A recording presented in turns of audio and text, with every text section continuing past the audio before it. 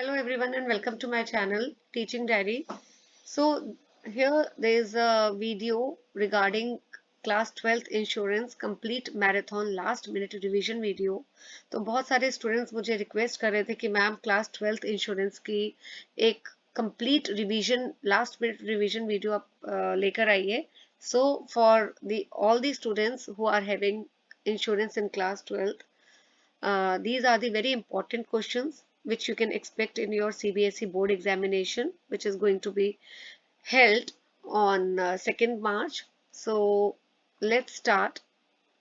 इस वीडियो में सारे important questions from all the units I have compiled, जो आप पेपर में एक्सपेक्ट कर सकते हैं. तो पहला यूनिट आपका जनरल इंश्योरेंस का है, राइट. फर्स्ट क्वेश्चन जो आप एक्सपेक्ट कर सकते हैं कि name the 4 general insurance companies in public sector in India और list the subsidiary companies of GIC. GIC का मतलब जनरल इंश्योरेंस कंपनीज. तो पहली है national insurance company limited, new India insurance company limited, oriental insurance company limited, United India insurance company limited. आप इस video में जैसे मैं कोई क्वेश्चन करा रही हूँ आप साथ साथ स्क्रीनशॉट भी ले सकते हैं, right. Next question, why did the government nationalize the general insurance business in the year 1972? तो मेन एम क्या था नेशनलाइज करने का? To channelise the insurance funds for the benefits of the community at large.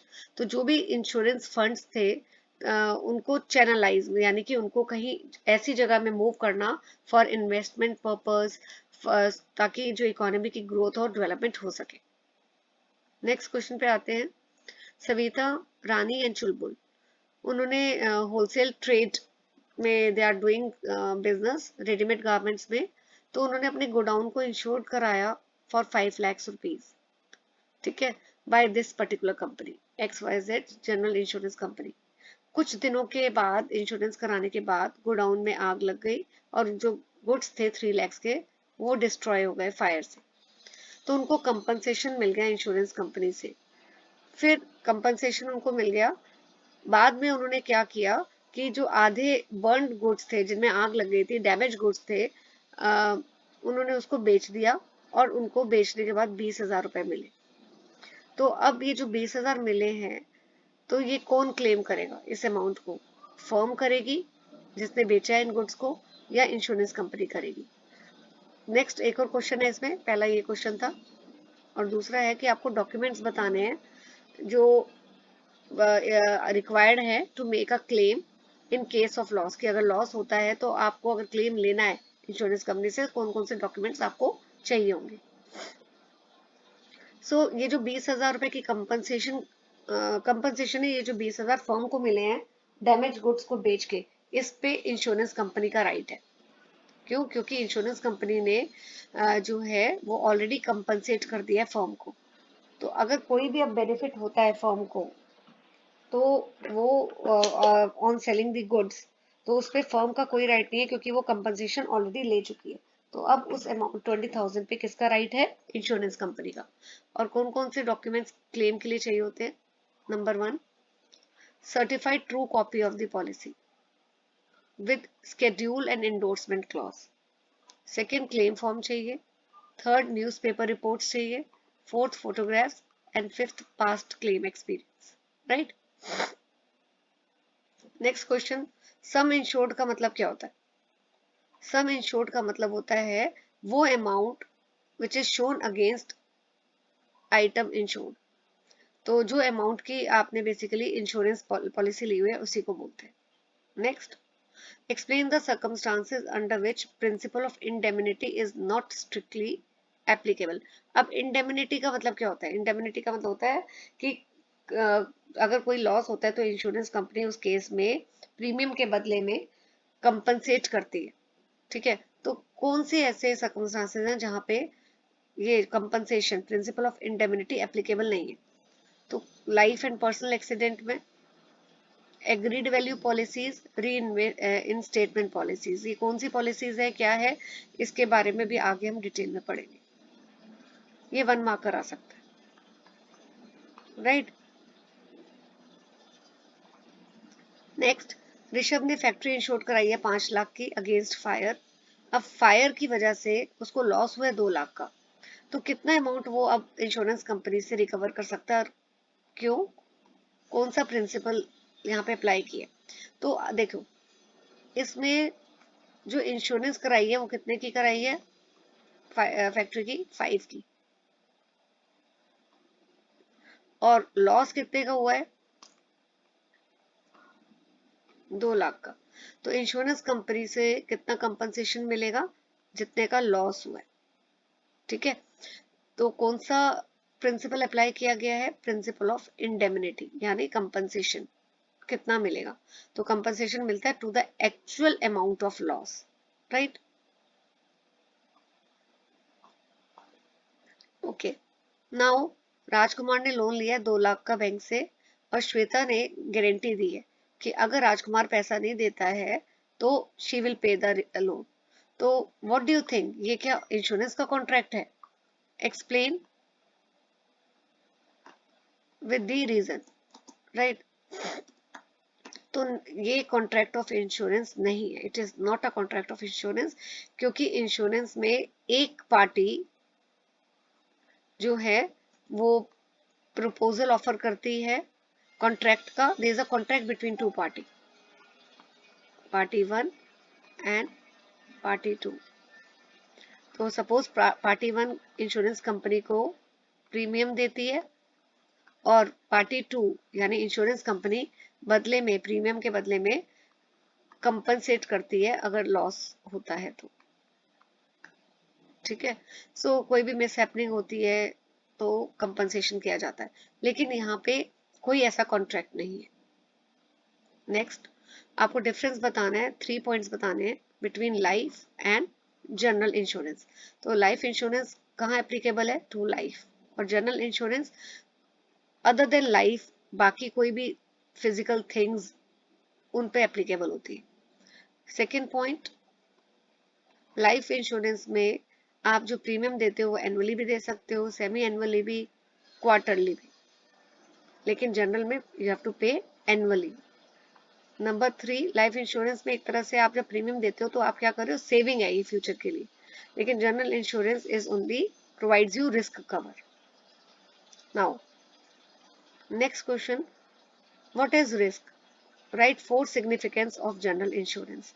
Significance का मतलब होता है importance बताने। Let me write again, this is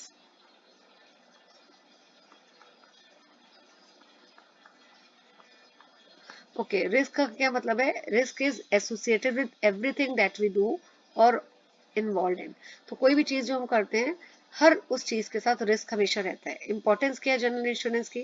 कि जब आप जनरल इंश्योरेंस कराते हो तो it helps in improving the quality of life ना। क्यों, कैसे? क्योंकि नाउ आपने चीजों की इंश्योरेंस करा ली है तो आप यू कैन बी काम। सेकेंड, जो जनरल इंश्योरेंस है वो बिजनेस लॉस और पर्सनल लॉस सारे कवर करती है। फिर third, it cover all losses arising out of risk. सिर्फ ये लाइफ ऑफ पर्सन को कवर नहीं करती है, क्योंकि जो लाइफ में रिस्क होता है that is covered by the life insurance. Fourth, आपने इंश्योरेंस करा ली, now you can lead a peaceful life, तो mind will be very peaceful. Next question, अब ये केस स्टडी बेस्ड क्वेश्चंस है बेटा, ठीक है। अशोक जो है ओनर है फैक्ट्री का, उसने फायर पॉलिसी ली है फैक्ट्री की, so he sells the factory to Rakesh. Ashok ने फैक्ट्री सेल कर दी राकेश को, राइट। लेकिन इंश्योरेंस पॉलिसी जो ली हुई थी वो उसने ट्रांसफर नहीं की है। अशोक के पास अभी भी इंश्योरेंस पॉलिसी है, उसने ट्रांसफर नहीं की। अब कुछ दिनों के बाद जब उसने फैक्ट्री बेच दी तो फैक्ट्री में आग लग जाती है। अब आपको बताना है अशोक या राकेश, कौन इंश्योरेंस कंपनी से लॉस कवर करेगा, right? Which principle of insurance will be applicable in this situation and why? Okay, so can Ashok और राकेश कवर द लॉस? तो इसमें ना राकेश और ना अशोक, अशोक भी नहीं करेगा Ashok can not recover the loss from insurance company, Rakesh भी नहीं कर सकता है। दोनों के दोनों जो हैं उनको इंश्योरेंस कंपनी से कुछ भी कंपनसेशन नहीं मिलेगा। वाई? बिकॉज दोनों पार्टीज के पास इंश्योरेबल इंटरेस्ट नहीं है फैक्ट्री में। इंश्योरेबल इंटरेस्ट का मतलब होता है कि अगर कोई लॉस हो जाता है तो you are going to be affected by that loss. होता है ना, अगर ये आपकी कोई अपनी चीज है वो खराब हो जाती है तो आपको पेन होता है। क्यों? क्योंकि आपका उस चीज में इंटरेस्ट था, आपको कोई फाइनेंशियल लॉस हुआ उस चीज की वजह से। तो अब अशोक ने तो फैक्ट्री बेच दी तो उसका तो कोई इंटरेस्ट ही नहीं है, तो वो कंपनसेशन नहीं क्लेम करेगा। और राकेश क्यों नहीं कर सकता? क्योंकि अभी इंश्योरेंस पॉलिसी के पेपर्स ही ट्रांसफर नहीं किए थे अशोक ने राकेश को। तो दोनों के अभी इंश्योरेबल इंटरेस्ट फैक्टर मिसिंग है, इसलिए दोनों को ही कंपनसेशन नहीं मिलेगा। कौन सा प्रिंसिपल इसमें हाईलाइट किया हुआ है? Principle of insurable interest, right. So ये है, loss will be recovered neither by Rakesh nor Ashok. Next question, 4 components आपको बताने हैं प्रिंसिपल ऑफ इंश्योरेबल इंटरेस्ट के। कंपोनेंट्स बोल दीजिए, फीचर्स बोल दीजिए। पहला कि कोई प्रॉपर्टी होनी चाहिए, ठीक है, इंटरेस्ट होना चाहिए, और which is capable of being insured. तो कोई ऐसी चीज है जिसकी आप इंश्योरेंस करवा रहे हो वो होनी चाहिए। दूसरा, any of the above property right must be subject matter of insurance. मतलब ये जो आपने प्रॉपर्टी है आप उसकी, फिर अगर सपोज मैं प्रॉपर्टी ले रही हूँ, मेरा उसमें इंश्योरेबल इंटरेस्ट है, तो प्रॉपर्टी सबसे पहला पॉइंट क्या बता रहा है कि प्रॉपर्टी जो है वो इंश्योर्ड होने के काबिल होनी चाहिए, it should be capable of insured. Second, कि प्रॉपर्टी जो है आप उसकी इंश्योरेंस करवा रहे हैं। थर्ड, जो इंश्योर्ड है, जो पॉलिसी होल्डर है, जो इंश्योरेंस ले रहा है, उसका जो है कुछ रिलेशनशिप होना चाहिए विद दी प्रॉपर्टी और asset etcetera. Fourth, relationship between policy holder and this property must be recognised by law. तो ये पॉइंट्स आपको चारों लर्न करने हैं। नेक्स्ट क्वेश्चन पे आते हैं। एक subject matter is insured under marine insurance, right.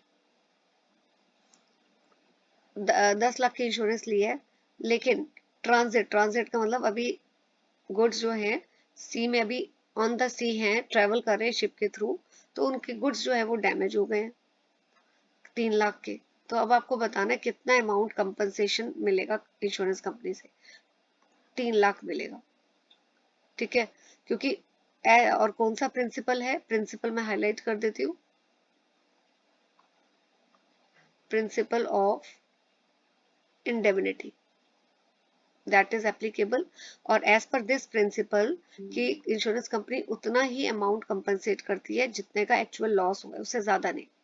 और अगर कोई लॉस नहीं होता, if there is no loss, तो कोई भी कंपनसेशन नहीं मिलता। लेकिन यहाँ पे 3 लाख तक जो एक्चुअल लॉस का है उतना ही कंपनसेशन मिलेगा।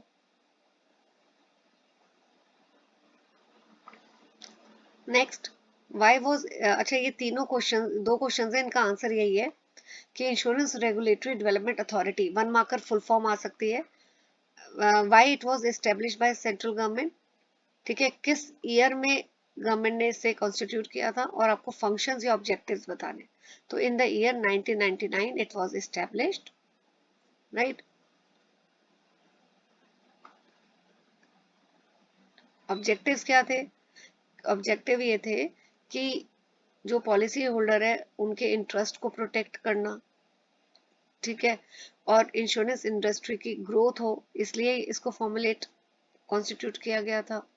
फिर मॉनिटर करना कि स्टैंडर्ड्स फॉलो हो रहे हैं, फेयर डीलिंग हो रही है या नहीं हो रही, एंड कोई भी क्लेम है तो उसकी सेटलमेंट स्पीडी हो, इंश्योरेंस फ्रॉड जो हैं वो प्रिवेंट करे जा सके, इसके लिए ये ऑब्जेक्टिव से ये सेटअप हुआ था। और आप क्या लिख सकते हो कि जहाँ पे भी स्टैंडर्ड्स इनएडुकेट है वहाँ पे एक्शंस लिए जाएं ताकि स्टैंडर्ड्स को इम्प्रूव करा जा सके। नेक्स्ट क्वेश्चन पे आते हैं। यस, मिस्टर अमर बिजनेसमैन है, उन्होंने अपनी प्रॉपर्टी इंश्योरेंस कराई हुई है, लेकिन कुछ फैक्ट्स उन्होंने इंश्योरेंस कंपनी से हाइड किए, छुपाए हैं, बताया नहीं पॉलिसी लेते हुए। सो जब वो कोई लॉस हो जाता है सपोज, और क्लेम के टाइम पे कंपनसेशन जब वो मांग रहे हैं इंश्योरेंस कंपनी से, तो इंश्योरेंस कंपनी ने उनके क्लेम को डिनाई कर दिया, उनको कंपनसेशन नहीं दी। वाई? कौन सा प्रिंसिपल एप्लीकेबल है? इंश्योरेंस कंपनी ने इसलिए डिनाई कर दिया, सबसे पहली बात, फर्स्ट पार्ट है आंसर का, क्योंकि पॉलिसी होल्डर ने सारी इंफॉर्मेशन डिस्क्लोज नहीं की पॉलिसी लेते हुए। तो पॉलिसी होल्डर, जिसको इंश्योर्ड भी बोलते हैं, he must disclose all the information. ठीक है। नंबर 2 कौन सा प्रिंसिपल है? Principle of utmost good faith. इस प्रिंसिपल के अकॉर्डिंगली हर पार्टी जब भी वो कोई कॉन्ट्रैक्ट एंटर कर रही है तो लीगली उसको, उसकी जिम्मेवारी है, रिस्पॉन्सिबिलिटी है कि उसको सारी इंफॉर्मेशन डिस्क्लोज करनी चाहिए। राइट। नेक्स्ट आता है explain principle of insurance that will be applicable. आपको पहले तो इसमें इस स्टेटमेंट को पढ़ के बताना है कौन सा प्रिंसिपल है, और फिर उसको एक्सप्लेन भी करना है। So insured should not make any profit in any way और as a consequence of loss. Right. तो इसमें जो इंश्योर्ड है उसको कोई प्रॉफिट नहीं अर्न करना चाहिए, ये बोल के कि अगर उसको कोई लॉस हुआ है और उसने इंश्योरेंस कंपनी से कंपनसेशन ले लिया है, कंपनसेशन लेने के बाद he can not make any profit. तो यहाँ पे प्रिंसिपल ऑफ इंडेमिनिटी की बात हुई है। ठीक है। ये मैंने ऊपर भी बताया था कि सपोज अगर 5 लाख की इंश्योरेंस कराई है और 3 लाख का लॉस हुआ है, गुड्स की कराई थी, 3 लाख का लॉस हुआ है, तो अब इंश्योरेंस कंपनी से 3 लाख का कंपनसेशन मिल गया है। मिलने के बाद अगर जो गुड्स डैमेज थे उसको बेच के 20,000 मिले हैं, तो ये 20,000 से वो एक तरह से उसका प्रॉफिट हो गया, क्योंकि 3 लाख तो वो इंश्योरेंस कंपनी से ले चुका था। अब इस 20,000 पे उस आदमी का कोई राइट नहीं है, ये पैसा सिर्फ और सिर्फ इंश्योरेंस कंपनी का इस पे हक है। सो ये प्रिंसिपल बताता है कि मेन पर्पस क्या है प्रिंसिपल ऑफ इंश्योरेंस का, कि कंपनसेट करना पॉलिसी होल्डर को for the actual loss. But ये पर्पस नहीं है कि जो पॉलिसी होल्डर है वो प्रॉफिट अर्न कर ले। Next, principal of insurable interest. ये कुछ ऐसे प्रिंसिपल्स हैं जिनके बारे में आपको पता होना चाहिए। ठीक है। इनमें से एक दो तो मैंने ऊपर ही बता दिए, प्रिंसिपल ऑफ इंडेमिनिटी या principle of utmost good faith, मैं लिख देती हूँ। तो इंडेमिनिटी का तो ऊपर ही है, अटमोस्ट गुड फेथ वो भी बताई दी आपको। ठीक है। अब थर्ड आ गया प्रिंसिपल ऑफ इंश्योरेबल इंटरेस्ट। ये भी मैंने आपको बताया कि इंश्योरेंस कॉन्ट्रैक्ट में बहुत इंपॉर्टेंट है कि जो पॉलिसी होल्डर है उसका इंटरेस्ट होना चाहिए उस चीज के ऊपर जिसकी वो इंश्योरेंस करवा रहा है। ठीक है। और पर्सन बोला जाता है उसका इंश्योरेबल इंटरेस्ट है अगर उसको कुछ लॉस होगा, नुकसान होगा, उस अगर जिस चीज की उसने इंश्योरेंस कराई है और वो डैमेज हो जाती है, डैमेज होने की वजह से अगर उसको कोई फाइनेंशियल लॉस हो रहा है, तो हम बोलेंगे उसका उस चीज के ऊपर इंश्योरेबल इंटरेस्ट है। देन प्रिंसिपल ऑफ कंट्रीब्यूशन, कि इसमें अगर पॉलिसी ली हुई है दो, मोर देन 2 इंश्योरेंस कंपनी, ठीक है, तो अगर लॉस होता है तो दोनों इंश्योरेंस कंपनी कम मिलके कंपनसेट करेंगे पॉलिसी होल्डर को एक पर्टिकुलर प्रपोर्शन में। तो जैसे यहाँ पे एक दो पॉलिसी ली है, एक 50,000 की, एक 30,000 की, और लॉस हो रहा है 40,000 का, तो फर्स्ट इंश्योरेंस कंपनी कितना देगी? ये जो 50,000 का हुआ है, ठीक है, टोटल पॉलिसी कितने की थी? 80,000 की, तो 50,000 अपॉन 80,000 और लॉस ऐसे, वो आपको कैलकुलेट नहीं करना पर पता होना चाहिए। और दूसरी वाली कंपनी कितना देगी? 30,000 की पॉलिसी ली थी, अपॉन टोटल पॉलिसी अमाउंट कितना हो गया? 50 प्लस 80 का इंटू 40,000, ऐसे होता है। Then principle of causa proxima. Causa proxima में क्या है कि जो भी लॉस हो रहा है, अगर जिस भी प्रॉपर्टी की इंश्योरेंस कराई है, एसेट की इंश्योरेंस कराई है, अगर लॉस होता है तो वो लॉस जो है, it should B, the loss should be caused by, हो सकता है लॉस जो हुआ है वो एक या दो रीजन से हुआ है, लेकिन as per this principle of proximity clause, ठीक है, जो नियरेस्ट रीजन है वो हम डिसाइड किया जाता है, वो कंसिडर किया जाता है टू फाइंड आउट कि कंपनसेशन मिलेगी या नहीं मिलेगी। तो the cause should be very proximate, very, nearest, closest cause. Only then the insurance company will pay the compensation. ठीक है, जैसे अगर सपोज कि गुड्स की इंश्योरेंस कराई है, ठीक है, एंड उसको आपने इंश्योरेंस फायर पॉलिसी कराई है। अब गोडाउन में आग लग जाती है, लेकिन मौके का फायदा उठा के कुछ चोर अंदर आ जाते हैं और गुड्स चोरी करके ले जाते हैं। अब लॉस तो हुआ है, लेकिन फायर जो है वो मेन कॉज नहीं है, मेन कॉज इसमें हो गई चोरी, क्योंकि अभी तो आग लगी थी और चोर अंदर आके ले गए, तो कंपनसेशन नहीं मिलेगा। नेक्स्ट क्वेश्चन देखते हैं। ए के गुड वेयर हाउस में इंश्योर्ड है, राइट, तो ए के गुड्स जो हैं वो इंश्योर्ड हैं और गुड्स जो हैं वो डिस्ट्रॉय हो गए। गुड्स की इंश्योरेंस ली हुई है लेकिन गुड्स डिस्ट्रॉय हो गए।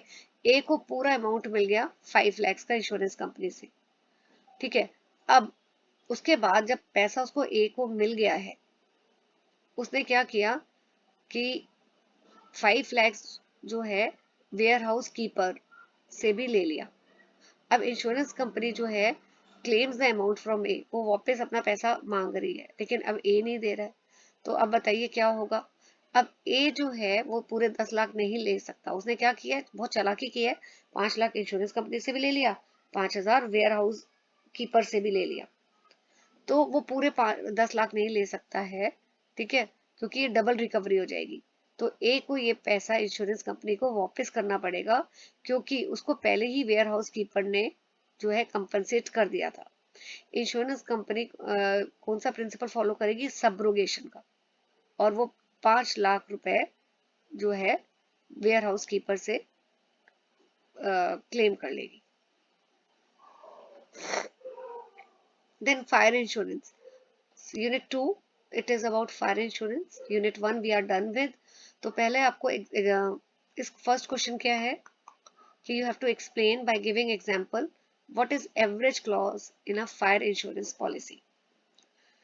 So जब भी प्रॉपर्टी आप इंश्योर्ड कराते हो less than the actual value और undervalued by the owner of the property,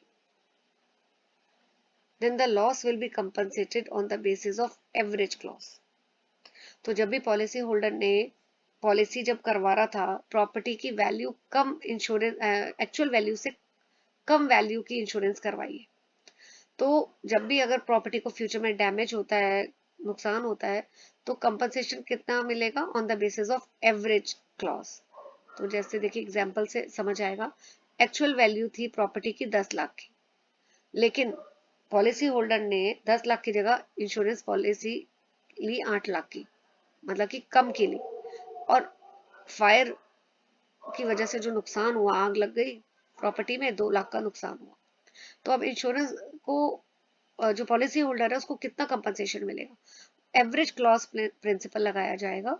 और वो कैसे, 8 लाख का इंश्योरेंस कराई थी, लेकिन प्रॉपर्टी की एक्चुअल वैल्यू 10 लाख थी, तो लॉस हुआ है 2 लाख का,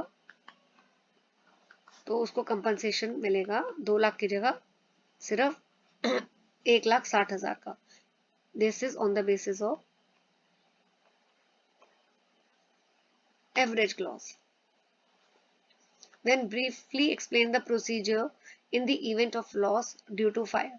तो प्रोसीजर क्या, अगर आग लग जाती है तो उसके बाद क्या करना चाहिए, लॉस के बारे में इन्फॉर्म करना चाहिए, ठीक है, पूरी जो प्रॉपर्टी डैमेज हुई है उसकी पूरी इंफॉर्मेशन देनी चाहिए, और जो इंश्योरर है यानी इंश्योरेंस कंपनी और सर्वेयर्स, उनके साथ कोऑपरेट करना चाहिए, सारे पर्टिकुलर्स उनको इंश्योरेंस के बारे में इंश्योरेंस कंपनी को इन्फॉर्म करना चाहिए। नाउ नेक्स्ट क्वेश्चन, आपको 4 लॉसेस बताने हैं जो कवर्ड नहीं है under the fire insurance policy. तो फायर इंश्योरेंस पॉलिसी में ये वाले लॉसेस कवर नहीं है। अगर आग लग जाती है और उसकी वजह से जो लॉस होता है, लॉस ड्यू टू फायर, लेकिन ये फायर क्यों हुई है, ठीक है, ली तो फायर इंश्योरेंस पॉलिसी है, पर अगर आग लगी है because of earthquake, invasion etcetera, war, और उसकी वजह से लॉस हुआ है, तो कंपनसेशन नहीं मिलेगा, राइट। नंबर 2, अंडरग्राउंड फायर की वजह से लॉस हुआ है, या प्रॉपर्टी में आग लगी है, ठीक है, और उसकी वजह से लॉस हुआ है, लेकिन ये प्रॉपर्टी में फायर क्यों, आग क्यों लगी, क्योंकि जो कोई पब्लिक अथॉरिटी है, यानी अगर जैसे कोर्ट ने ऑर्डर दिया था, तो उसमें भी कंपनसेशन नहीं मिलेगा। या loss or damage to property caused by its own fermentation or spontaneous. Next explain the losses that are covered, अभी हमने किया था कौन से कवर नहीं थे होंगे। नेक्स्ट है कौन अब इस क्वेश्चन में कि which losses are covered under the fire insurance policy. तो वो लॉसेस जो बिकॉज ऑफ फायर हो रहे हैं, मेन फायर की वजह से जो लॉसेस हो रहे हैं। दूसरा लॉस जो रीजनेबल है and probable consequence of fire, कि फायर ही एक तरह से मेन, अगर मेन जो रीजन है फर्स्ट पॉइंट में क्या फायर मेन रीजन है, सेकंड में है कि फायर जो है वो एक कारण, बहुत सारे कारण में से एक कारण हो सकता है लॉस का। देन अगर आप आग लगने, आप पानी का यूज कर रहे हो, और पानी का यूज क्यों कर रहे हो, क्योंकि फायर को बुझाने के लिए, एक्सटिंग्विश करने के लिए, और वाटर यूज करने की वजह से, क्योंकि वाटर आप आग को बुझाने के लिए कर रहे हो, कुछ गुड्स जो है डैमेज हो गए, लॉस हो गया, तो that will also be covered. Then आपने वेजेस दे रहे हो उन लोगों को जो आग बुझा रहे हैं, that will also be covered. फिर आपने कोई प्रॉपर्टी उस बिल्डिंग से आप हटा के कहीं और उसको मूव कर रहे हो जिस बिल्डिंग में आग लग गई है, तो उसकी वजह से कुछ डैमेज हुआ है, प्रॉपर्टी में लॉस हुआ है, तो that will also be covered. Now describe the fire replacement policy, replacement और री पॉलिसी। तो यहाँ पे ना एक पॉलिसी होल्डर जो है वो एक क्लॉज, री क्लॉज दे देता है, जिसमें वो ये पॉलिसी होल्डर को बोलता है कि अगर कोई प्रॉपर्टी डैमेज हुई है बिकॉज ऑफ फायर, तो चॉइस दो ऑल्टरनेटिव वो देता है, या वो कैश पे कर देगा to compensate for the loss of the damage, या वो प्रॉपर्टी रिप्लेस कर देगा। तो that is called as reinstatement और रिप्लेसमेंट पॉलिसी। नेक्स्ट क्वेश्चन आते हैं। देवदास एक केमिकल फैक्ट्री रन कर रहा है, ठीक है, इनफ्लेमेबल केमिकल फैक्ट्री। तो एजेंट है वो, तो उसको कौन सी इंश्योरेंस पॉलिसी लेनी चाहिए और प्रोसीजर क्या है। तो उसको wait, this is the wrong question, ये वाला आंसर नहीं है इसका, sorry, this is the answer. उसको फायर इंश्योरेंस पॉलिसी लेनी चाहिए, और प्रोसीजर क्या है, वो कंपनी सिलेक्ट करेगा, प्रपोजल फॉर्म फिल करेगा, प्रपोजल फॉर्म में, ठीक है, he will give the details, ठीक है, ये following details he has to fill, कि पॉलिसी प्रपोजर का क्या नाम है, पॉलिसी होल्डर कौन लेना, कौन उसका नाम क्या है, बिजनेस कैसा है, एसेट्स कौन से इंश्योर कराने हैं, एक्सेट्रा। फिर इंश्योरेंस कंपनी क्रेडिबिलिटी चेक करेगी, ठीक है, जो भी अप्लाई कर रहा है इंसान पॉलिसी के लिए, फायर इंश्योरेंस पॉलिसी के लिए, इंश्योरेंस कंपनी चेक करेगी उसके बारे में, और प्रॉपर्टी भी सर्वे करेगी, ठीक है। देन जो सर्वेयर जो है वो जब प्रॉपर्टी की सर्वे कर लेगा, तो इंश्योरेंस कंपनी को वो रिपोर्ट सबमिट करता है, कंपनी फिर on the basis of report proposal जो है वो एक्सेप्ट भी कर सकती है और रिजेक्ट भी कर सकती है। अगर प्रपोजल एक्सेप्ट होता है तो पॉलिसी होल्डर, कॉन्ट्रैक्ट एंटर होता है पॉलिसी होल्डर और इंश्योरेंस कंपनी के बीच में, पॉलिसी होल्डर प्रीमियम देता है, एंड रिस्क कवरेज वहीं से इंश्योरेंस कंपनी जो है प्रॉमिस करती है कि मैं कंपनसेट करूंगी इन केस लॉस होता है तो। देन इंश्योरेंस कंपनी जो है कवर नोट यानी डॉक्यूमेंट इशू करती है जिसमें सारी टर्म्स एंड कंडीशंस होती हैं, एंड फिर फायर इंश्योरेंस पॉलिसी इशू की जाती है, right. Okay, then describe the meaning of specific policy of fire. Specific policy वो होती है जहां पे फिक्स्ड अमाउंट जो है उसकी इंश्योरेंस कराई हुई है। इंश्योरेंस जब भी कराई जाती है रिस्क की, वो फिक्स्ड अमाउंट के लिए कराई जाती है। Third unit is marine insurance. तो you have to state the type of marine insurance. It is hull, hull का मतलब होता है आप शिप की इंश्योरेंस, स्ट्रक्चर की इंश्योरेंस करा रहे हो। कार्गो मतलब goods. Freight and liability. Name two parties which has insurable interest for the purpose of marine insurance. या चार पार्टीज, तो एक तो ओनर ऑफ शिप है, ठीक है, उसका शिप में इंटरेस्ट होता है कि उसका डैमेज ना हो, उसको लॉस ना हो। फिर owner of the goods cargo, उसका गुड्स में इंटरेस्ट होता है। क्रेडिटर यानी कि जिसने पैसा दिया हुआ है on the security of the ship, and master of the ship. Okay, next, define the term collision under marine insurance. Collision का मतलब होता है वो इंसिडेंट जहाँ पे दो या दो से ज्यादा वेसल, वेसल मतलब आप शिप ले लीजिए, आपस में उनकी टक्कर होती है, when they come into contact, जब वो पानी में होते हैं, सी में होते हैं, और उस कोलिजन यानी टक्कर की वजह से शिप्स डैमेज हो जाती हैं, उनके गुड्स भी जो अंदर पड़े हैं वो भी डैमेज हो जाते हैं। नाउ नेक्स्ट क्वेश्चन, नमन एक बिजनेस रन कर रहा है in the field of overseas commerce. Overseas commerce का मतलब होता है वो दूसरे देशों में अपना गुड्स सेल बाय सेल करता है एंड फॉरेन ट्रेड करता है।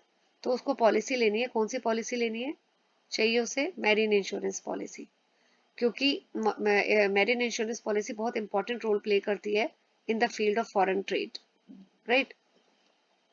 तो अगर यहाँ ये देखिए, आपको थोड़ा सा ये भी इसमें फिर बताना पड़ेगा कि फॉरेन ट्रेड में गुड्स जो हैं वो ट्रांजिट मूव होते हैं बाय सी, और बहुत सारे रिस्क एसोसिएटेड होते हैं कि शिप लॉस्ट हो सकती है, अलोंग विद गुड्स रॉबरी हो सकती है, क्रिमिनल वायलेंस हो सकता है, तो उसके लिए मैरिन इंश्योरेंस पॉलिसी लेनी चाहिए। Now briefly explain the term sale contract in marine insurance, और three types of sale contract बताने।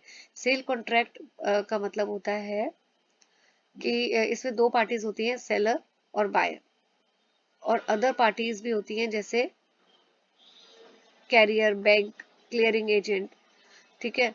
तो सेल मैरिन इंश्योरेंस में सेल कॉन्ट्रैक्ट जो है, it is the sale contract that decide as to who should take the insurance. अब यहाँ पे देखिए, आपको टाइप्स ऑफ सेल्स कॉन्ट्रैक्ट बताने हैं।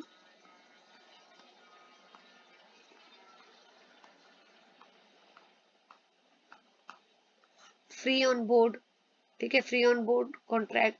यहाँ पे देखिए, सेल कॉन्ट्रैक्ट में इतनी सारी पार्टीज हैं, तो बेसिकली ये डिसाइड किया जाता है सेल कॉन्ट्रैक्ट में कि किसकी कौन who should take the insurance. तो यहाँ पे फ्री ऑन बोर्ड में कॉन्ट्रैक्ट में सेलर रिस्पॉन्सिबल होता है to deliver the goods on the ship, ठीक है। देन कॉस्ट इंश्योरेंस फ्रेट, यहाँ पे सेलर जो है वो रिस्पॉन्सिबिलिटी उसकी क्या है, for arranging the carriage and delivery the goods at the port of destination. यहाँ पे ऊपर वाले में सेलर की रिस्पॉन्सिबिलिटी है शिप तक या वेसल तक गुड्स पहुंचाना, और सीआईएफ में टू द गुड्स को पहुंचाना at the port of destination. Then cost and freight, यहाँ पे सेलर जो है वो फ्रेट देता है। देन फ्री ऑन रेल, यहाँ पे ये बेसिकली इंटरनल ट्रेड के लिए यूज होता है, तो सेलर जो है यहाँ पे गुड्स डिलीवर करता है, और रेलवे वैगन तक जो है गुड्स को लोड किए जाते हैं। नेक्स्ट क्वेश्चन, रेखा ने गुड्स सेंड किए हैं सुनीता को ऑन फ्री ऑन बोर्ड। अभी मैंने बताया था ना, फ्री ऑन बोर्ड में जो सेलर की रिस्पॉन्सिबिलिटी है गुड्स को शिप तक पहुंचाना। In this case who will arrange the insurance, and if any loss arises during the transit, then who will be entitled to get compensation from the insurance company? Why? तो कौन insurance लेगा, insurance policy, और loss होता है तो goods का अगर loss होता है ड्यूरिंग ट्रांजिट, मतलब यानी अभी पानी में गुड्स हैं, शिप में हैं, तो किसको कंपनसेशन मिलेगा, इंश्योरेंस कंपनी से। सो यहाँ पे फ्री ऑन बोर्ड बायर यानी कि Sunita will arrange the insurance, क्योंकि सेलर की रिस्पॉन्सिबिलिटी है सिर्फ गुड्स को डिलीवर करना शिप तक। तो सेलर की देखो, इसमें सिर्फ सेलर की, फ्री ऑन बोर्ड में सेलर की मैंने बताया ना रिस्पॉन्सिबिलिटी होती है गुड्स को डिलीवर करना। तो सेलर ने तो अपनी रिस्पॉन्सिबिलिटी पूरी कर दी, उसने तो गुड्स जो है सुनीता के अकॉर्डिंगली शिप तक गुड्स पहुंचा दिए। अब आगे क्या हुआ कि गुड्स डैमेज हो गए जब वो पानी में थे, वेसल में थे, ठीक है। तो सेलर की रिस्पॉन्सिबिलिटी सिर्फ तब तक होती है कि जब तक गुड्स जो है वो शिप में बोर्ड नहीं हो जाते, लेकिन उसके बाद कोई भी अगर लॉस होता है तो उस केस में सेलर की कोई जिम्मेवारी नहीं, राइट। उस केस में रेखा की यानी सेलर जो है उसकी कोई जिम्मेवारी नहीं है। जो सुनीता है वो इंश्योरेंस करवाएगी गुड्स के और उसको कंपनसेशन मिलेगा इंश्योरेंस कंपनी से। Now explain duty insurance under the marine insurance policy. तो जब भी गुड्स इंपोर्ट किए जाते हैं इंडिया में तो कस्टम ड्यूटी पे करनी पड़ती है एज पर कस्टम एक्ट। सो ये ड्यूटी जो है ये इंक्लूड की जाती है। ड्यूटी मतलब एक अमाउंट होता है, काइंड ऑफ टैक्स। तो ये गुड्स की वैल्यू जो भी गुड्स के अमाउंट है उसमें ऐड कर दिया जाता है। 3 features of marine insurance: offer acceptance, payment of premium, contract of indemnity. Insurable interest का क्या मतलब है मैरीन इंश्योरेंस में कि जो भी पॉलिसी होल्डर है उसका इंश्योरेबल इंटरेस्ट मतलब इंटरेस्ट होना चाहिए कि कोई भी अगर लॉस होता है जिस भी गुड्स का उसने इंश्योरेंस करवाया है पॉलिसी होल्डर ने, और अगर वो गुड्स डैमेज हो जाते हैं तो डैमेज होने की वजह से पॉलिसी होल्डर को कुछ लॉस हो रहा है, तभी बोलते हैं कि पॉलिसी होल्डर का इंश्योरेबल इंटरेस्ट है, राइट। मैरीन इंश्योरेंस वैलिड है अगर person is having insurable interest at the time of loss. तो इंश्योरेबल इंटरेस्ट जरूर होना चाहिए एटलीस्ट उस समय जिस समय लॉस हुआ है। नाउ कॉन्ट्रैक्ट ऑफ इंडेमनिटी बताना है अंडर मैरीन इंश्योरेंस। सो इंडेमनिटी का मतलब यही है कि इंश्योरेंस कंपनी जो है वो कॉम्पनसेट करेगी पॉलिसी होल्डर को अगर लॉस होता है, और कितना करेगी, एक्चुअल लॉस जितना सफर हुआ है। तो अगर गुड्स आपने इंश्योरेंस कराई है 20 लाख की और वो डैमेज हो गए हैं ड्यूरिंग ट्रांजिट 10 लाख के, तो इंश्योरेंस कंपनी जो है सिर्फ 10 लाख ही देगी, right. What is the difference between value policy, valued and open. Valued policy में जो सब वैल्यू है यानी अमाउंट है जिस भी चीज की इंश्योरेंस कराई जा रही है वो पहले से डिसाइड होता है, एग्री किया होता है between the policy holder and insurance company. लेकिन ओपन अनवैल्यूड में अमाउंट स्पेसिफाइड या एग्रीड नहीं होता है पहले से। Now unit 4 is about motor vehicle insurance. तो आपको इंपॉर्टेंस बताना है सर्टिफिकेट ऑफ इंश्योरेंस का इन केस ऑफ मोटर व्हीकल। देखिए ये एक लीगल डॉक्यूमेंट है, ठीक है, और ये पूरे इंफॉर्मेशन देता है कि पॉलिसी के बारे में, डिटेल्स बताता है पॉलिसी होल्डर के बारे में। सो मोटर व्हीकल एक्ट क्या प्रोवाइड करता है कि अनलेस एंड अनटिल ये वाला सर्टिफिकेट इशूड नहीं होता तब तक इंश्योरेंस की कोई वो नहीं है। Basically you can say insurance जो है policy of insurance it will have no effect, ठीक है। तो पॉलिसी ऑफ इंश्योरेंस तभी उसका वैल्यू होगी, तभी आप उसको मानेंगे अगर ये सर्टिफिकेट ऑफ इंश्योरेंस जो है वो प्रोवाइड किया होगा। तो कौन सी type of insurance is mandatory under motor vehicle act? Third party insurance. ये थर्ड पार्टी इंश्योरेंस क्या होती है वो मैं भी आगे बताऊंगी। कौन कौन से डॉक्यूमेंट्स चाहिए इंश्योरेंस कंपनी को for processing the claim in case of own damage. Own damage का मतलब है जब आपने इंश्योरेंस करवाई है अपने लिए कि अगर कोई डैमेज हो जाता है तो इंश्योरेंस कंपनी आपको कंपनसेट कर दे, ठीक है। तो कौन कौन से डॉक्यूमेंट्स हैं, you can take the screenshot: driving licence, registration certificate book, fitness certificate, permit, police report, final bill from the repairer, satisfaction note, discharge voucher, receipt bill, duly filled claim form, address proof.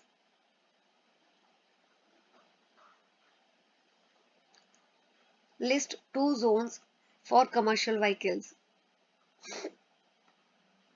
तो commercial vehicle के लिए ये 3 zone है: zone A, zone B, zone C. Zone A Chennai, New Delhi, Kolkata, Mumbai के लिए है। Zone B all other state capital. Zone C rest of India. अब आपको मेन प्रोविजंस ऑफ लायबिलिटी बताना है अंडर थर्ड पार्टी इंश्योरेंस। देखो थर्ड पार्टी इंश्योरेंस में क्या है, सपोज आप मिस्टर ए ने इंश्योरेंस कंपनी से इंश्योरेंस कराई है, थर्ड पार्टी इंश्योरेंस, ठीक है। अब इसके अकॉर्डिंगली क्या है, अगर ए गाड़ी चला रहा है और उसकी गाड़ी से गाड़ी का एक्सीडेंट हो जाता है, एक ही वजह से सपोज एक्सीडेंट हो गया with the person who is driving, another car B के साथ हो जाता है और इस एक्सीडेंट की वजह से बी को कुछ चोट लग जाती है, तो थर्ड पार्टी इंश्योरेंस के अकॉर्डिंगली बी जो है वो थर्ड पार्टी है, तो B is a third party, तो बी को जो है इंश्योरेंस कंपनी कंपनसेट कर देगी, right. So in respect of death और body injury to any person, amount of liability is incurred unlimited. तो बी जो है वो कंपनसेशन क्लेम कर सकती है और in that case insurance company has to compensate B, right? Or now who is covered under third party insurance? Yes.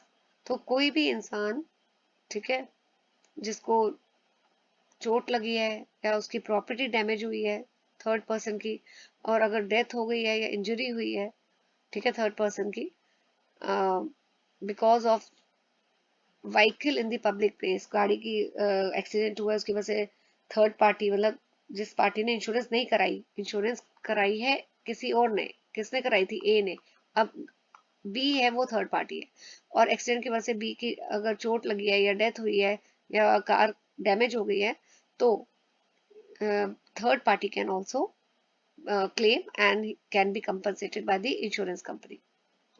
So अगर policy holder वो अपना व्हीकल पब्लिक प्लेस में यूज कर रहा है, ए यूज कर रहा है, और उसकी वजह से, ठीक है, अगर उसकी वजह से नहीं भी, वैसे भी किसी और को चोट लग जाती है उसकी गाड़ी से, या उसकी किसी और की गाड़ी डैमेज हो जाती है, ठीक है, ए की गाड़ी की वजह से, तो बी को कंपनसेशन मिल जाएगा। नाउ नेक्स्ट क्वेश्चन, अनिल को चोट लगी है सुरेश की कार से और अनिल की डेथ होगी। थर्ड पार्टी क्लेम प्रोसीजर क्या है, जो अनिल के जो बाकी लीगल हेयर्स हैं, जो उनके फैमिली मेंबर्स हैं या उनके बच्चे हैं, वो उनको क्या प्रोसीजर फॉलो करना चाहिए कि उनको थर्ड पार्टी इंश्योरेंस क्लेम मिल जाए। ठीक है, तो थर्ड पार्टी के बारे में तो मैंने बताया, प्रोसीजर क्या है, एग्रीव पार्टी, एग्री मतलब कि जो अनिल की डेथ हुई थी तो अनिल के जो बाकी बच्चे हैं वो ट्रिब्यूनल में जाएंगे with in period of 6 months, जब एक्सीडेंट हुआ था उसके 6 महीने के अंदर अंदर वो क्लेम फाइल करेंगे। तो जैसे ही क्लेम मिलेगा, क्लेम का नोटिस मिलेगा, ठीक है, इंश्योरेंस कंपनी को from the motor accident claim tribunal से, तो मैटर जो है वो it will be handed over to the advocate.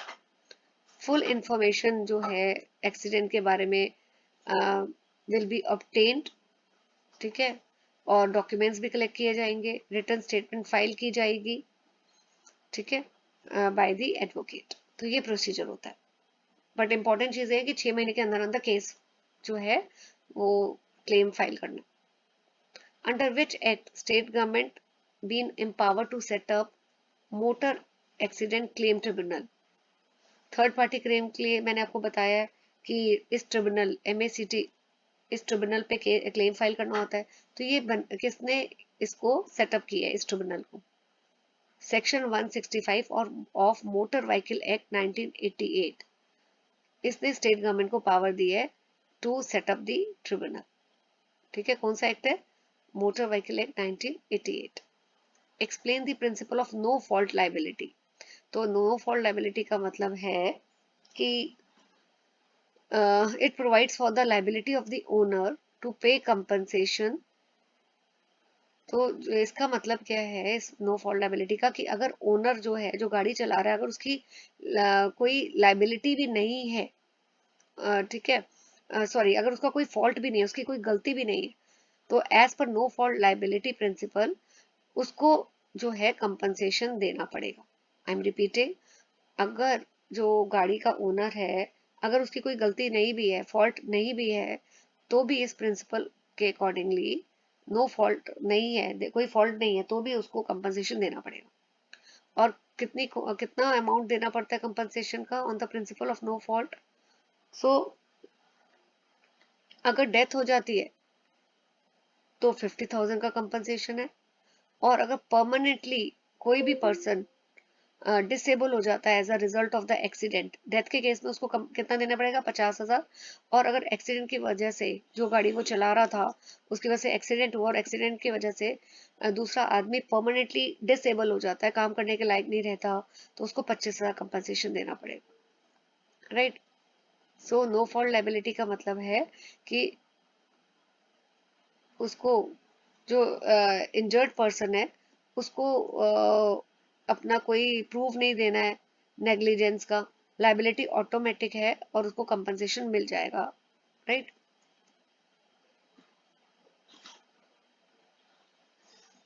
Okay, mister Mrs Kaur उसने अपनी गाड़ी बेच दी सुनील को, राइट, लेकिन रजिस्ट्रेशन के और इंश्योरेंस के पेपर्स जो है ट्रांसफर नहीं किए।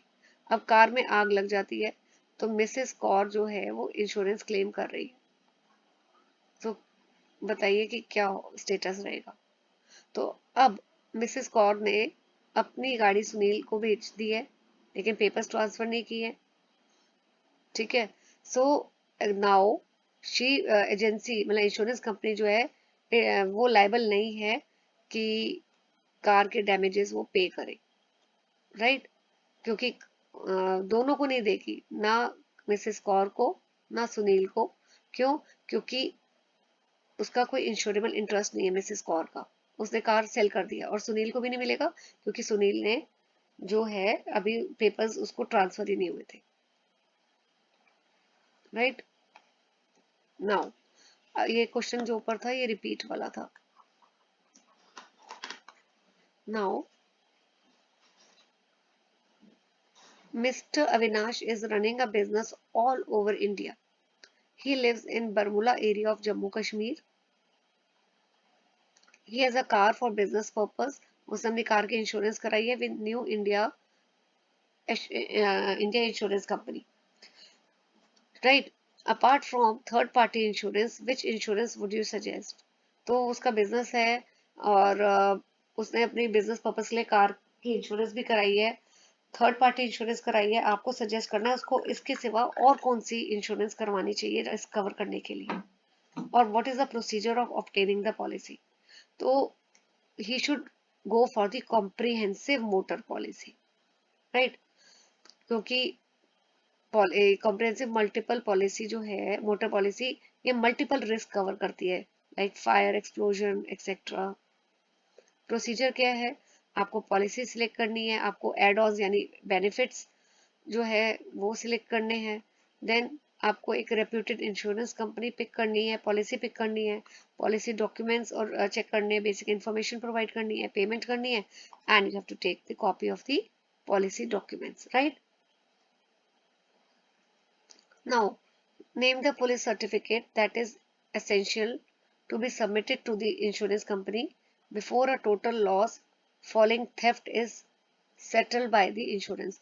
ये बेसिकली लास्ट यूनिट का है, गलती से इसमें आ गया, बट एनीवे तो नॉन ट्रेसेबल सर्टिफिकेट जो है वो सबमिट करना पड़ता है इंश्योरेंस कंपनी को। इससे पहले आप कोई क्लेम जो है टोटल इससे पहले आप कुछ फाइल करो तो this certificate has to be submitted, इससे पहले कि कोई भी क्लेम सेटल हो। नाउ पॉलिसी फॉर्म्स आपको बताने हैं जो व्हीकल्स के लिए जरूरत है। Form A to cover act liability, form B own damages के लिए होता है, राइट। नेक्स्ट आपको फॉर्म बी के बारे में एक्सप्लेन करना है, तो ये policy this policy provides the so called comprehensive cover.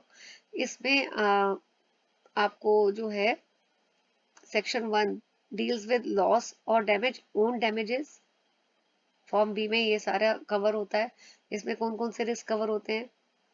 Fire explosion, burglary, riot, earthquake, flood, accidental, malicious act, terrorist activity, ये सारे ये आपको लर्न ही करने पड़ेंगे, और ये सब एक्सक्लूड होते हैं इसमें। Depreciation, wear tear, damage to tyre, ये सब कवर नहीं होता है, राइट, ओन डैमेजेस में। तो loss when the vehicle is driven under the influence of liquor, अगर शराब पी के गाड़ी चलाई जा रही है और उससे लॉस हो रहा है तो ये कवर नहीं होगा, राइट। सो लॉस और damage to the accessories by burglary, ये सब नहीं होगा। ओके, लाइबिलिटी सेक्शन 2 जो है लाइबिलिटी टू थर्ड पार्टी के बारे में बताता है। फॉर्म बी में सेक्शन 1 है जो ओन डैमेजेस के बारे में है, सेक्शन 2 है जो थर्ड पार्टीज के बारे में है। ठीक है, कि अगर डेथ हो जाती है तो अनलिमिटेड लाइबिलिटी है, और अगर प्रॉपर्टी डैमेज हो रही है थर्ड पार्टी की तो 6,000 की लाइबिलिटी है, etcetera. Then section 3 commercial vehicle के बारे में है, right. It covers liability and damage while towing another disabled vehicle। तो कमर्शियल व्हीकल्स के बारे में। Okay, next. राजन ने अपनी गाड़ी इंश्योरेंस कराई है अगेंस्ट अ थर्ड पार्टी। कुछ दिनों के बाद गाड़ी चोरी हो जाती है, तो राजन ने कंप्लेंट फाइल की, ठीक है, कार थेफ्ट की। तो ये भी आपका will his claim be accepted और नॉट, उसका क्लेम एक्सेप्ट नहीं होगा क्योंकि under the third party insurance policy, क्योंकि उसकी गाड़ी जो है उसकी वजह से किसी और थर्ड पार्टी का नुकसान नहीं हुआ। थर्ड पार्टी को नुकसान हुआ होता तो उसको कंपनसेशन थर्ड पार्टी को मिल जाता, लेकिन अभी उसने पॉलिसी तो थर्ड पार्टी की इंश्योरेंस थर्ड पार्टी के करवाई है, लेकिन अब उसकी गाड़ी चोरी हो गई है तो उसको कौन सी पॉलिसी लेनी चाहिए थी? ओन डैमेजेस की। तो क्योंकि उसने ओन डैमेजेस की पॉलिसी नहीं ली है तो उसको कंपनसेशन नहीं मिलेगा, right. So third party insurance, it does not cover the loss to the policy holder vehicle itself. तो दूसरे को अगर थर्ड पार्टी को लॉस हो रहा है तो क्लेम मिल जाता, लेकिन उसने ओन डैमेज पॉलिसी नहीं ली है तो इसलिए उसको लॉस नहीं कंपनसेट होगा। नाउ आपको व्हीकल्स की कैटेगरी बतानी है, जो क्लासिफिकेशन है as per motor vehicle insurance. तो ये वाली क्लासिफिकेशन है, private cars, motorcycle, motor scooters, फिर कमर्शियल व्हीकल जिसको फर्दर क्लासिफाई किया गया है कि good carrying vehicles, passenger carrying vehicles, miscellaneous vehicles. Next, Ajay Gupta, I think ये वाला हम पढ़ चुके हैं पहले, कि बिजनेस रन कर रहा है, वो हिली एरिया में रहता है उत्तराखंड के, उसने नेशनल इंश्योरेंस कंपनी से पॉलिसी ली है। तो थर्ड, हाँ ये रिपीट है question, yes you can skip this. Unit 5 is about mediclaim and accident insurance, right? So let's do that. Okay, which charges are primarily covered under mediclaim insurance? देखिए, अभी तक इससे पहले मैं आगे बढ़ूं, अभी आपने ये देखिए, इसमें हमने अभी कौन कौन से यूनिट्स कवर किए हैं। Let me give you the recap. General insurance, right, वो हमने कवर कर लिया। देन हमारा बेटा ये वाला भी हो गया है, first unit general insurance. Unit 2 हमने फायर इंश्योरेंस का कर लिया है। ओके, मैरीन इंश्योरेंस का भी हमने कर लिया, थर्ड। फोर्थ मोटर व्हीकल का कर लिया है। फिफ्थ अब हम आ रहे हैं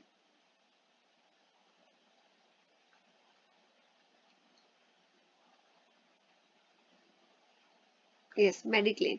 तो कौन से charges are covered under mediclaim? Hospitalisation charges. Health insurance क्या है? ये वो इंश्योरेंस है जहाँ पे मेडिकल एक्सपेंसेस कवर होते हैं due to illness, right. Health insurance की क्यों जरूरत है? क्योंकि फाइनेंशियल सिक्योरिटी मिलती है फैमिली को, कि अगर किसी की अनफॉर्चुनेट डेथ हो जाती है तो जो मेडिकल बिल्स का बर्डन है वो कवर हो जाता है अगर हेल्थ इंश्योरेंस पॉलिसी ली है। क्यूमुलेटिव बोनस का क्या मतलब है? Health insurance policy cumulative bonus offer करते हैं। तो यहाँ पे देखिए, इसको ना ऐसे समझते हैं, क्यूमुलेटिव बोनस का क्या मतलब है कि अगर वन इज हेल्दी और वो क्लेम नहीं फाइल करता तो जो इंश्योरेंस कवर है वो हर साल इंक्रीज हो जाता है, राइट। तो अगर one does not make claim, insurance company क्या करती है, जो भी जितने की भी आपने इंश्योरेंस पॉलिसी ली है वो अमाउंट जो है इंक्रीज कर देती है एवरी ईयर। तो आपको एक्स्ट्रा नहीं पे करना पड़ता है फॉर दिस इंक्रीज। वो आप तो नॉर्मल जो है वही प्रीमियम दोगे, लेकिन जो इंश्योरेंस कंपनी जो है वो अमाउंट इंश्योरेंस का बढ़ा देती है कि अगर कल आपको कभी आपने क्लेम फाइल किया, जैसे फर्स्ट ईयर में नहीं किया, तो आपका अमाउंट बढ़ा देगी। 5 लाख की इंश्योरेंस ली थी, 5 की जगह वो ज्यादा की बढ़ा देगी। और अगर थर्ड ईयर में आप क्लेम फाइल करते हो, बीमार हो गए इन केस, और आपने क्लेम फाइल किया, तो इन दैट केस आपको जो पॉलिसी आप कंपनसेशन क्लेम कर सकते हो, वो इंक्रीज अमाउंट की कंपनसेशन क्लेम करोगे। जैसे it will be more clear with this. देखियो, आपने हेल्थ पॉलिसी कवर लिया 5 लाख का, आपने 5 लाख की पॉलिसी ली, और अगर आप क्लेम नहीं करते हो फर्स्ट ईयर में जैसे, तो आपको 10% आपका ये 5 लाख की जो पॉलिसी है वो 10% से बढ़ जाएगी, राइट। मैक्सिमम बोनस 50%, मतलब 50% ज्यादा कभी भी अमाउंट इंक्रीज नहीं होगा। फर्स्ट ईयर में आपने कोई क्लेम नहीं किया, आप ईश्वर की दया से ठीक रहे, तो ये 5 लाख की जगह पॉलिसी का अमाउंट हो गया 10% बढ़ गया। कितने का बढ़ गया? 50,000 का। तो अब टोटल पॉलिसी कितने की हो गई? 5 लाख पहले थी और 50,000 से बढ़ गई, तो ये हो गई 5,50,000 की। सेकंड में भी अब आपने क्लेम नहीं किया, तो 5,50,000 और फिर 50,000 बढ़ जाएंगे, तो 6 लाख की, राइट। तो ये ऐसे चलता रहेगा। मैक्सिमम कवर जो है वो 50% तक ही बढ़ सकता है, तो ये फायदा होता है।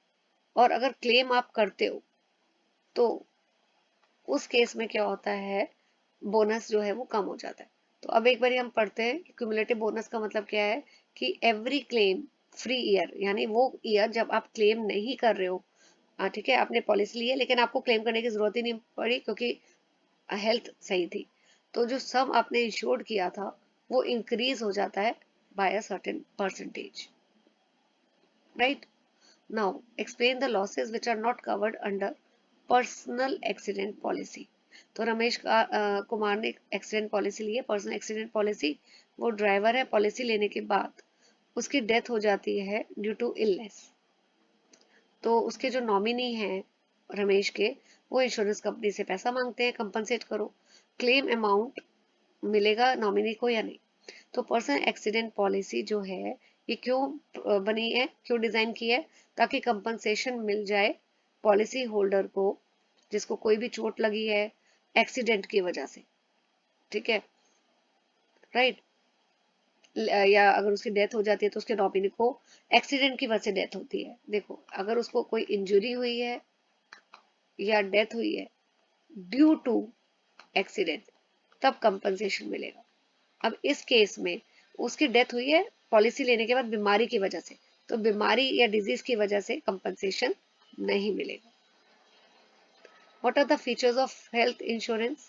तो सबसे पहला तो यह कि हेल्थ इंश्योरेंस कंपनसेशन तभी मिलता है अगर मिनिमम जो हॉस्पिटल में स्टे करना पड़ता है पॉलिसी अमाउंट क्लेम करने के लिए, इट इज 24 आवर्स, ठीक है। फिर pre and post hospitalisation expenses, जो भी प्री मतलब हॉस्पिटल में एडमिट होने से पहले जो खर्चे हो रहे हैं हॉस्पिटल में, अब आप डिस्चार्ज हो गए हो, पोस्ट मतलब बाद में जो खर्चे हो रहे हैं, तो वो भी कंसिडर होते हैं, ठीक है, प्रोवाइडेड वो एक्सपेंसेस जितने भी हैं, खर्चे जो हैं वो बीमारी से रिलेटेड हो। फिर कैशलेस फैसिलिटी भी इंश्योरेंस कंपनी देती है कि इंश्योरेंस कंपनीज के ना टाई अप होते हैं, ठीक है, विद नेटवर्क ऑफ हॉस्पिटल। तो पॉलिसी होल्डर अगर एडमिट है हॉस्पिटल में, तो उसको कैश डिपॉजिट करने की जरूरत नहीं है, इंश्योरेंस कंपनी अपने आप ही जो है हॉस्पिटल्स को बिल्स दे देगी, उसी को बोलते हैं कैशलेस फैसिलिटी। फिर क्यूमुलेटिव बोनस, ये मैं बता ही चुकी हूँ, नेक्स्ट फीचर है। एडिशनल बेनिफिट जिसको एड ऑन्स भी बोलते हैं, तो बाकी कई पॉलिसीज होती हैं जो बेनिफिट्स देती हैं, जैसे हॉस्पिटल कैश या क्रिटिकल इलनेस बेनिफिट देती है, सर्जिकल एक्सपेंस बेनिफिट देती है, राइट। कोई भी अफोर्ड लिख सकते हैं। नाउ मिस्टर राम जो है वो 60 ईयर्स ओल्ड के हैं, उन्होंने इंक्वायरी की अबाउट मेडिक्लेम पॉलिसी अपने लिए, लेकिन उनकी मेडिकल हिस्ट्री है हाइपरटेंशन डायबिटीज की 6 साल से, और उनका ट्रीटमेंट भी चल रहा है। Suggest the policy for him as pre existing medical conditions and coverage. तो senior citizen medical policy, mediclaim policy उनके लिए सुटेबल है, ठीक है, कोई भी जो सीनियर सिटीजन है जिनकी एज 60 और 80 के बीच में है, वो ये पॉलिसी ले सकते हैं। So this policy is suited for him. तो प्री एग्जिस्टिंग जो उनको डिजीजेज हैं वो कवर होंगे only after 18 months of continuous insurance. तो अगर आपने इंश्योरेंस कंपनी से इंश्योरेंस ली है, तो सपोज आपने लिया 1 जनवरी 2000 को, तो अब इसके 18 महीनों के बाद ही, आफ्टर 18 मंथ्स ही, अगर कोई प्री एग्जिस्टिंग डिजीज आपको पहले ही था, तो आपने पॉलिसी जब भी ली है उसके 18 महीने के बाद ही प्री एग्जिस्टिंग डिजीज का कंपनसेशन आपको मिल सकता है। ठीक है, तब वो cover, pre existing diseases cover होंगे। Then list 4 items which are not covered under health insurance. तो और भी है, कौन सी आपको बतानी है आइटम्स जो कवर होती हैं, कौन सी बताती हैं नॉन कवर होती हैं। तो जो कवर होती है हेल्थ इंश्योरेंस में, वो ये वाली सारी हैं। Room boarding expense, nursing expense, surgeon की फीस, एनेस्थीसिस्ट की, देन ब्लड ऑक्सीजन, एक्सरे, ये सारा आप स्क्रीनशॉट ले सकते हो। ये सारी चीजें पॉलिसी में कवर होती है। तो ऑल एक्सपेंसेस, जो जो सारे खर्चे, ठीक है, ट्रीटमेंट के दौरान खर्च किए गए हैं या हॉस्पिटलाइजेशन के, वो कवर्ड होंगे। और ये सारे खर्चे भी कवर होते हैं। कौन सी चीजें नहीं होती है, कोई प्री एग्जिस्टिंग डिजीज है, ठीक है, कोई भी claim during the first 30 days वो कवर नहीं होगा। और फर्स्ट ईयर जो जब आपने पॉलिसी ली है, तो ये कैटरेक्ट, ये सब चीजें नहीं कवर होती। तो ये भी आप स्क्रीनशॉट ले सकते हैं। ठीक है, फिर इसका भी आप स्क्रीनशॉट ले लीजिए। Naturopathy, naturopathy treatment, treatment related to pregnancy, child care, birth, ठीक है, ये सारा कवर नहीं होगा। डेंटल ट्रीटमेंट कवर नहीं होती है। Cost of specs, then sir then circumcision unless for treatment, ये सारे आपको लर्न ही करने। देन फैमिली फ्लोटर पॉलिसी क्या है, ये सिंगल पॉलिसी ली जाती है। ठीक है, इसमें पूरी इंटायर फैमिली के लिए होती है। तो एक सिंगल सम जो है वो पे किया जाता है, इंश्योरेंस अमाउंट। सिंगल सम, आप सिंगल सम की पॉलिसी लेते हैं। ठीक है, सपोज आपने 5 लाख की ली, एक सिंगल सम ही है, but this will be applicable for all the family members. और इसमें कौन कौन मेंबर्स कवर होते हैं, self, spouse and dependent children, लेकिन 2, राइट। तो किस एज ग्रुप के लिए है, फ्रॉम 18 to 60 ईयर्स। तो ये नेक्स्ट क्वेश्चन पे आते हैं। आपको रीजन बताना है। Under medical insurance in the first year, any claim during the first 30 days from the date of the cover are not payable. अभी हमने पढ़ा था ना कि अगर आपने जब भी पॉलिसी ली है उसके फर्स्ट ईयर में कोई भी आप क्लेम ले रहे हो ड्यूरिंग द फर्स्ट 30 डेज, वो पेबल नहीं होगा, इंक्लूडिंग एक्सीडेंटल इंजरी। वाई? क्योंकि why claims are not payable under the first 30 days, क्योंकि इंश्योरेंस जो है, यहाँ पे देखिए, इंश्योरेंस जो है, it work on the principle of uncertainty risk transfer, right. So जो पर्सन ऑलरेडी सिक है, ठीक है, और वो पॉलिसी बाय कर रहा है, तो क्या हो जाएगा, अगर वो इंश्योरेंस क्लेम उसको कंपनी दे देती है, it would make the insurance pool financially unstable, right. तो अगर कोई भी इंसान जो पहले से ऑलरेडी सिक है, और he could a person who is already sick, sorry, just let me read the question again. Yeah, why are claims not payable in the first 30 days? Yes, तो इसमें एक चीज और बोली है कि फर्स्ट 30 डेज में जो है वो इंश्योरेंस क्लेम नहीं मिलेगा। एंड इसमें सारे केसेस इंक्लूड होते हैं एक्सीडेंटल इंजरी भी। क्या ये, एक तो ठीक है, आपको पहले ये बताना है, ये चीज तो बिल्कुल ठीक है कि फर्स्ट 30 डेज में आपने जब भी इंश्योरेंस पॉलिसी ली है, ठीक है, तो वो क्लेम्स फर्स्ट 30 डेज में पेबल नहीं होते हैं। फर्स्ट 30 डेज को वेटिंग पीरियड बोला जाता है, राइट। सो अगर ये वेटिंग पीरियड नहीं होगा और कोई इंसान पहले से बीमार है और वो पॉलिसी ले रहा है, तो क्या हो सकता था उस केस में, तो इस केस में तो इंश्योरेंस कंपनी को लॉस हो जाएगा। तो फर्स्ट ईयर में क्या होता है, कोई भी क्लेम आता है बिकॉज ऑफ डिजीज, तो कंपनी जो है उसको कवर नहीं करती है। तो लेकिन एक्सेप्शनल है इसमें एक्सीडेंटल इंजरी। तो अगर एक्सीडेंट हो जाता है सडन, उसकी वजह से कोई चोट लग जाती है, then that 30-day waiting period is not applicable. Next है मेडिकल एक्सपेंसेस जो इनकर हुए हैं आउटसाइड इंडिया, ठीक है। So as a result of bodily injuries caused are covered by senior citizen policy. तो कोई भी खर्चे जो बाहर हुए फॉरेन में आउटसाइड इंडिया, क्या वो सीनियर सिटीजन पॉलिसी में? No, it is covered under overseas. ये पहले भी मैं बता चुकी हूँ। प्रोसीजर बताना है कैशलेस हेल्थ इंश्योरेंस के लिए। तो इंश्योरेंस कंपनी के ऑलरेडी टाई अप होते हैं विद नेटवर्क ऑफ हॉस्पिटल। तो कोई भी जो पॉलिसी होल्डर है उसको बिल पे करने की जरूरत नहीं है। इंश्योरेंस कंपनी जो है वो टीपीए यानी थर्ड पार्टी एडमिनिस्ट्रेटर होते हैं, उनके साथ कोऑर्डिनेट करेगी, अरेंज करेगी, ताकि इंश्योरेंस कंपनी डायरेक्टली पे कर दे टू द हॉस्पिटल। यूनिट 6 पे आते हैं, last unit, burglary and theft insurance, right. So two exclusions बताने, दो केसेस जो कवर नहीं होते हैं under the theft and burglary.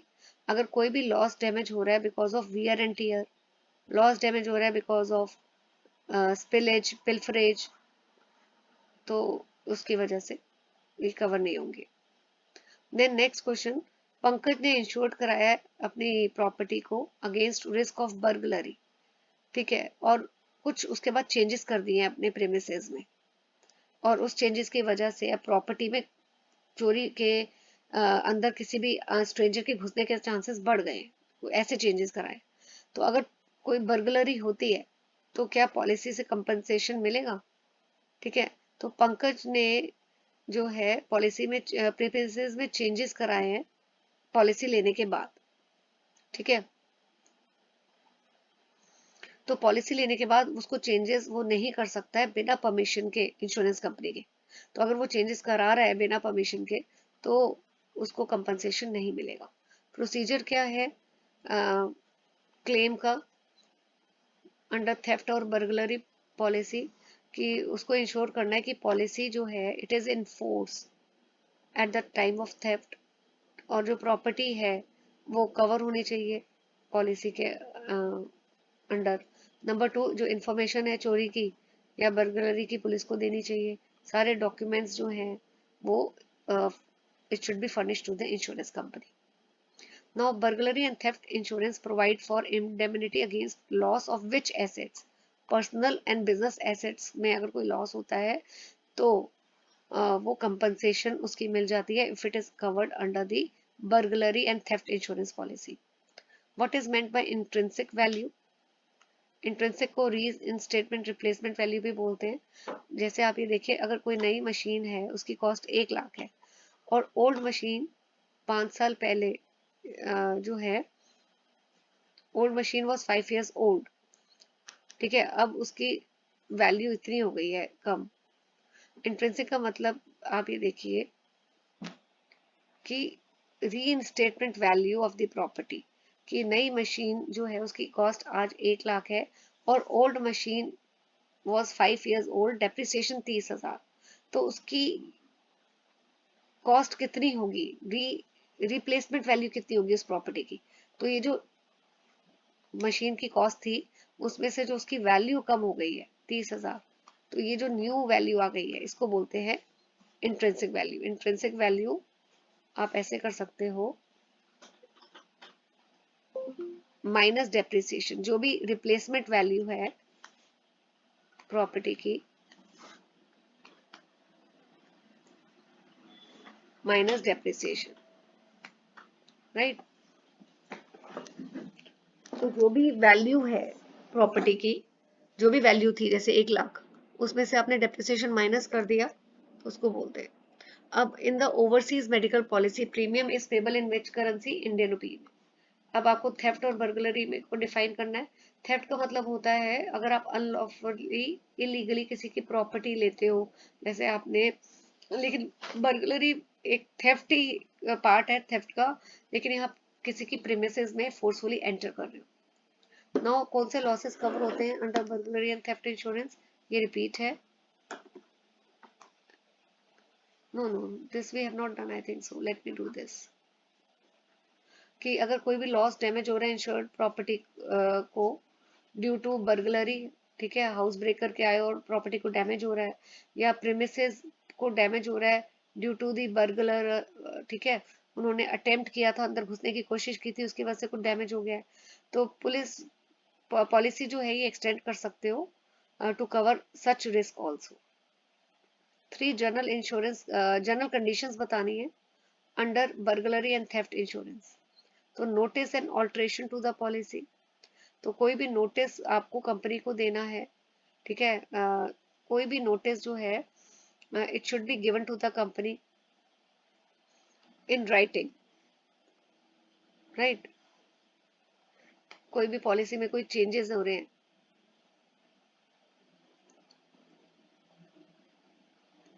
Okay, then duty of disclosure, तो पॉलिसी जो है इसमें basically it shall be void and all premium जो पे किए हुए हैं वो it should be forfeited to the company in the event of the misrepresentation. अगर पॉलिसी होल्डर ने कोई भी चीज छुपाई है, मिस रिप्रेजेंट की है, तो पॉलिसी जो है वो वॉइड हो जाएगी, कैंसिल हो जाएगी, और कंपनी जो है कंपनसेट नहीं करेगी इन the event of loss. Reasonable care, दूसरा इंश्योर्ड को सारे वो स्टेप्स लेने चाहिए कि जिससे प्रॉपर्टी की सेफ्टी इंश्योर हो सके। उसको लॉक्स का यूज करना चाहिए, फास्टनिंग्स लगानी चाहिए, बोर्ड्स यूज करने चाहिए, ठीक है, और बाकी स्ट्रॉन्ग रूम्स, प्रेमिसेस जो है स्ट्रक्चर अच्छा बना होना चाहिए। बेसिस क्या है सब इंश्योर्ड का? सब इंश्योर्ड जो है इट शुड बी फिक्स्ड, जितना it should be fixed on the basis of current market value of stocks. Then mid-term increase in sum insured and mid-term reduction in sum insured, ये मैंने अलग से भी क्वेश्चन बनाया है, then I will explain। अच्छा, इसके बाद नेक्स्ट क्वेश्चन है, बर्गलरी हुई है, ठीक है, जहाँ पे कुछ लोग आए, उन्होंने इतना 1.23 लाख की कैश चोरी की है। फर्म ने जो है इंश्योरेंस कंपनी को कंप्लेंट लॉन्च किया, क्लेम फाइल किया है, और फर्म ने पॉलिसी ली थी 2020 में, जिसमें सारा ये रिस्क कवर था। सो आप बताइए उसको क्लेम मिलेगा या नहीं, ठीक है। सो पॉलिसी यहाँ पे देखिए, does not cover such claim unless specially mentioned in the schedule. So as per the policy wording, burglary and house breaking insurance ये है। Loss of money, other property abstracted from the safe, etcetera. So the policy जहाँ पे है, it does not cover loss of money taken from a safe. अगर इसमें basically देखिए आपको क्या बताना है, if the claim will be processed, तो आपको ये बताना है इस पॉलिसी में क्या क्या कवर होता है, राइट। तो पॉलिसी में कंपनसेशन नहीं मिलेगा अगर सेफ से पैसा चोरी हुआ है, और सेफ को कैसे तोड़ा गया है, किसी ने ओरिजिनल की यूज की है, या डुप्लीकेट की पॉलिसी होल्डर के पास थी वो यूज की है to open the safe, provided the key was taken by assault और वायलेंस। तो अगर आप थोड़ा सा कंफ्यूज ना हो जाओ तो लेट मी रिपीट दिस, कि देखिए अगर प्रॉपर्टी में से अगर पैसा चोरी हुआ है और पॉलिसी को प्रॉपर्टी को इंश्योरेंस करवाई हुई है under this burglary and theft insurance policy ली हुई है, तो कंपनसेशन अगर नहीं मिलेगा अगर ये जो कीज है वो जबरदस्ती वायलेंस, अगर किसी ने ओरिजिनल की यूज की है या डुप्लीकेट की पॉलिसी होल्डर की यूज की है, लेकिन अगर की जो है जबरदस्ती किसी ने पिस्टल दिखा के बोला है कि की दे दो मेरे को, और फिर उस की का यूज किया है, इन दैट केस कंपनसेशन मिल जाएगा। State one exclusion from burglary insurance, तो कोई भी एक्ट जो फैमिली मेंबर्स जो है पॉलिसी होल्डर के, अगर वो इन्वॉल्व है, अगर पॉलिसी होल्डर ने पॉलिसी ली है लेकिन उन्हीं के फैमिली मेंबर्स इन्वॉल्व है, और वो पॉलिसी होल्डर्स जो हैं उनके फैमिली मेंबर्स इन्वॉल्व है और उन्होंने ही करवाया ये सब, तो फिर कोई कंपनसेशन नहीं मिलेगा। देन ये आपको डेफिनेशंस प्रॉपर्टी की क्या है, पीरियड ऑफ इंश्योरेंस कितना है, रॉबरी, ये आप स्क्रीनशॉट ले सकते हो। I am not reading the definition, आप इसका स्क्रीनशॉट ले लीजिए। Right, 3 features of burglary insurance कि it can be bought by, ये पॉलिसी कौन ले सकता है, होम ओनर्स, टेनेंट्स भी ले सकते हैं। ये थेफ्ट और रॉबरी दोनों कवर करती है policy, right, and it covers also this. Advantage क्या है थेफ्ट इंश्योरेंस लेने के, कि कोई भी लॉस होता है because of theft, robbery, burglary, ये सब कवर हो जाते हैं। राइट, 3 सर्कमस्टांसेस जब claim accept compensation insurance company नहीं देगी, कि अगर सबमिशन क्लेम जो है वो क्लेम्स आप कंपनसेशन मांग रहे हो, डॉक्यूमेंट्स आपने सबमिट करने में डिले कर दी है, आपने गलत इंफॉर्मेशन दी है, एविडेंस इनसफिशिएंट है, और कोई भी ऐसा एविडेंस नहीं है कि किसी ने जबरदस्ती आपके घर में एंट्री की है फोर्सफुली, या कोई आपका फैमिली मेंबर क्राइम में ऑलरेडी इन्वॉल्व था।